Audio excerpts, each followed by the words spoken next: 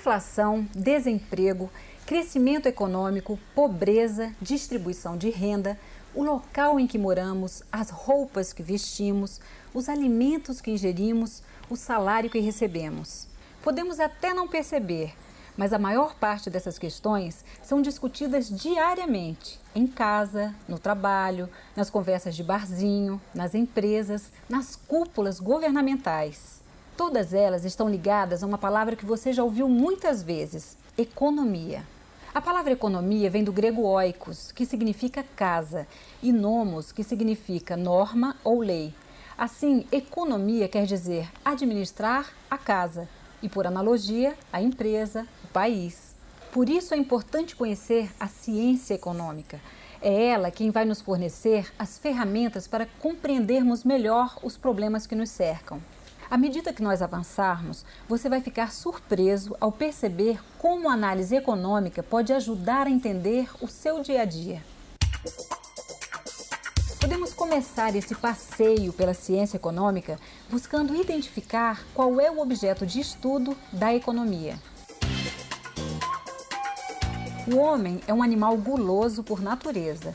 Primeiro, ele tenta satisfazer suas necessidades básicas: alimentação, vestuário, moradia. Depois, passa a desejar outras coisas: um carro, uma casa maior, uma viagem de férias. Ou seja, na prática, ele nunca está satisfeito. Só tem um probleminha.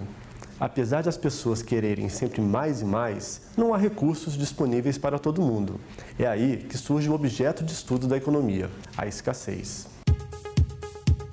A escassez surge em virtude das necessidades humanas ilimitadas e da restrição de recursos disponíveis. Os recursos são limitados, o que significa que nem todas as necessidades podem ser simultaneamente atendidas. Dessa maneira, as pessoas, os governos, a sociedade como um todo, qualquer que seja seu tipo de organização econômica ou regime político, é obrigada a fazer opções, escolhas. Assim, também podemos definir a economia como o estudo pelo qual a sociedade decide o que produzir, como produzir e para quem produzir.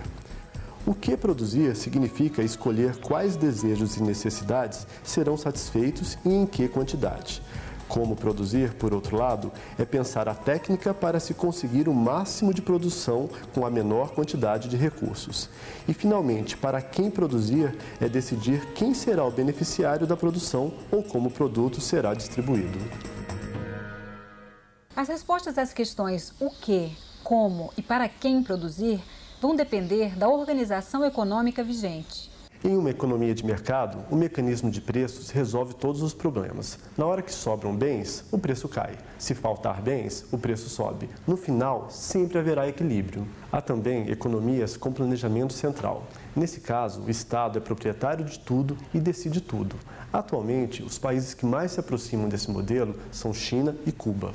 No entanto, o mais comum de se encontrar é a economia mista, isto é, governo e mercado interagem juntos na busca da solução dos problemas econômicos. Bom, mas então quer dizer que vivemos sempre em situações de escolha?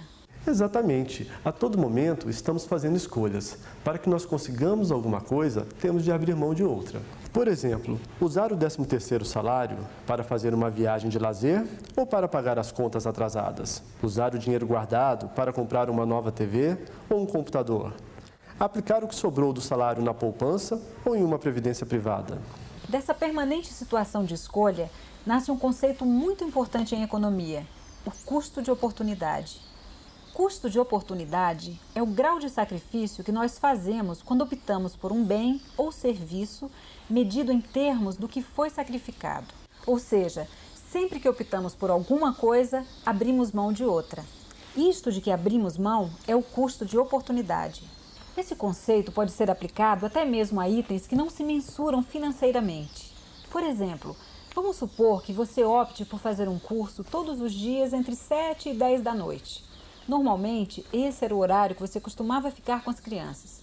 O custo de oportunidade é o que você está sacrificando, ou seja, o convívio com as crianças. Outro exemplo, você escolheu usar seu capital para montar um negócio que você acha que lhe trará muitos lucros. Qual o custo de oportunidade deste capital? Bem, se esse dinheiro não estivesse sendo usado no seu negócio, ele poderia estar aplicado num fundo de investimento com uma remuneração de 1% ao mês. Isso que você está deixando de ganhar no fundo de investimento é o seu custo de oportunidade. Bom, esse nosso primeiro vídeo trouxe alguns fundamentos de economia. Nos próximos encontros falaremos de microeconomia, macroeconomia, economia do setor público, economia internacional e crescimento econômico. Até lá!